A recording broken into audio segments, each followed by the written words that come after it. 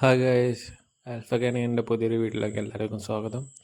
ഇത് ലൂസി. നമ്മൾക്ക് 1.5 വയസ്സാണ് പ്രായം. ഇന്ന് അവളുടെ ഗ്രൂമിംഗ് ആണ് ചെയ്യാൻ പോണത്. ഈ വീഡിയോ എല്ലാവരും ആദ്യമായിട്ടൊക്കെ ഉണ്ടെങ്കിൽ ലൈക്ക് ചെയ്യുക, ഷെയർ ചെയ്യുക, സബ്സ്ക്രൈബ് ചെയ്യുക.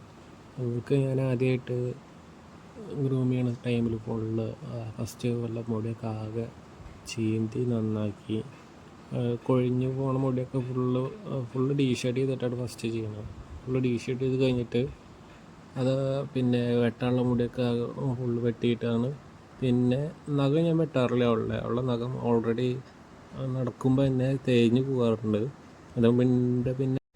പിന്നെ അവൾക്ക് ഗോൾഡൻ റിട്രീവർ ആയ കാരണം തന്നെ നന്നായിട്ട് മുടി കൊഴിഞ്ഞ് പോകാറുണ്ട്. പിന്നെ അത്യാവശ്യത്തിന് മുടി വെട്ടാനാണെന്ന് വെച്ച് കഴിഞ്ഞാൽ അവൾ അധികം സമ്മതിച്ചില്ല. കാലിൻ്റെ അടിയത്തെ മുടിയൊന്നും അധികം വെട്ടാറൊന്നുമില്ല. പിന്നെ ഇത് വീഡിയോ എടുക്കണ്ടായിരുന്നു. നല്ല മഴ ഉണ്ടായിരുന്നു. മഴ പകുതി കട്ട് ചെയ്തിട്ടാണ് ഫുള്ള് വീഡിയോ ചെയ്യേണ്ടായിരുന്നത്. ഇത് അടുത്ത നമ്മളുടെ ഞാൻ ഷാമ്പു യൂസ് ചെയ്യണത് ഒരു ഇത്രയും ഭാഗം ഷാമ്പു എടുക്കുള്ളൂ. ബാക്കി ഫുള്ള് ഞാൻ വെള്ളം യൂസ് ചെയ്യുക, ആഡ് ചെയ്യുക. എന്നിട്ട് അത് അവൾ ഫുള്ള് നനപ്പിച്ചിട്ട്, ഇവളാണെങ്കിൽ ഫുള്ള് നനപ്പിക്കുന്ന ടൈമിൽ ഇടയ്ക്കിടയ്ക്ക് ഇങ്ങനെ വെള്ളം കുടിക്കുന്ന ടൈപ്പാണ്. നമ്മൾ എപ്പോൾ കുളിക്കാൻ കയറ്റിയോ അപ്പോൾ മേത്ത് വെള്ളം അണിക്കാണ്ട് മുന്നേ അവൾക്ക് വെള്ളം കുടിക്കാൻ കൊടുക്കണം. എന്നാൽ മാത്രമേ ഇവള് നിന്ന് തരുള്ളൂ.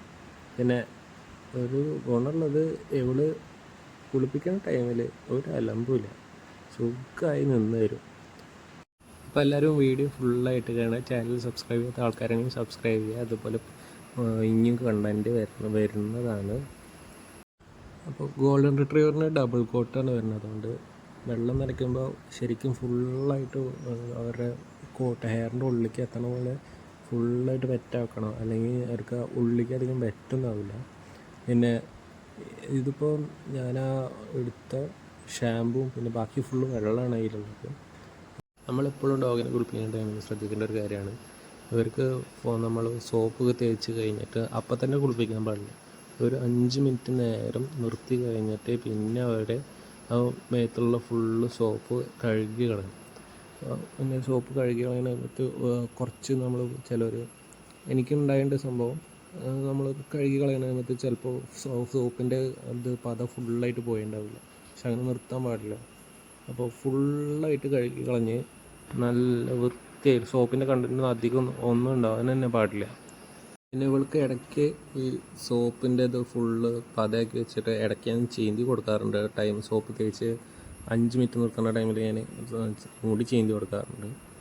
അത് കഴിഞ്ഞ് പിന്നെ തുടയ്ക്കണ ടൈമിലാണ് ഇവള് അങ്ങനെ അത്ര വലിയ പ്രശ്നമാകില്ല. പക്ഷെ തുടച്ച് അത് കഴിഞ്ഞാലാണ് അവളുടെ സ്വഭാവം കാണിക്കുക.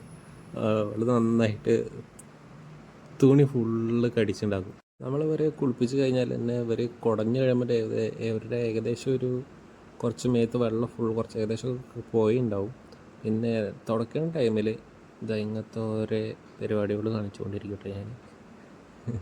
പിന്നെ ഇവൾക്ക് തുടയ്ക്കുമ്പോൾ നന്നായിട്ട് നിന്നേരും, ഒരു കുഴപ്പമില്ല. മേത്ത് ചിലപ്പോൾ അങ്ങനെ തന്നെ കടക്കും നമ്മുടെ മേത്ത് തുടക്കുന്ന സമയത്ത്.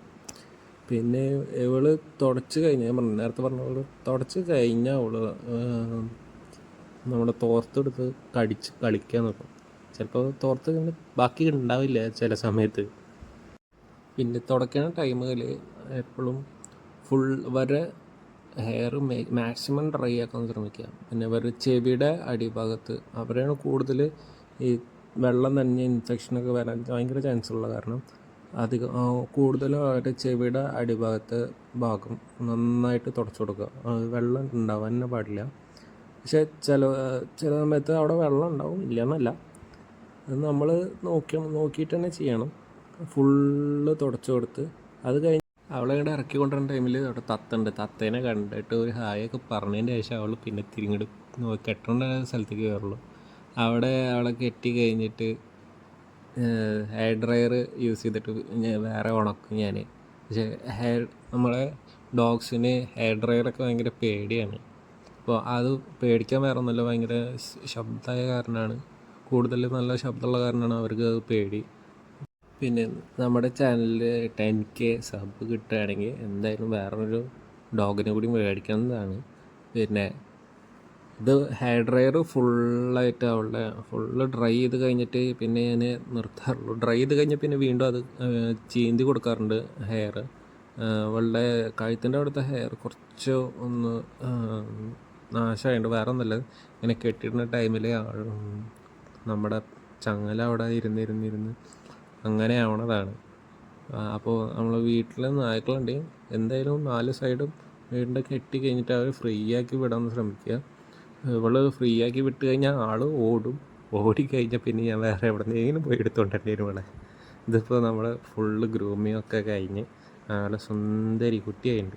അപ്പോൾ എല്ലാവരും ചാനൽ സപ്പോർട്ട് ചെയ്യുക. അപ്പോൾ ഇനി അടുത്ത വീഡിയോയിൽ എല്ലാവരെയും കാണാം.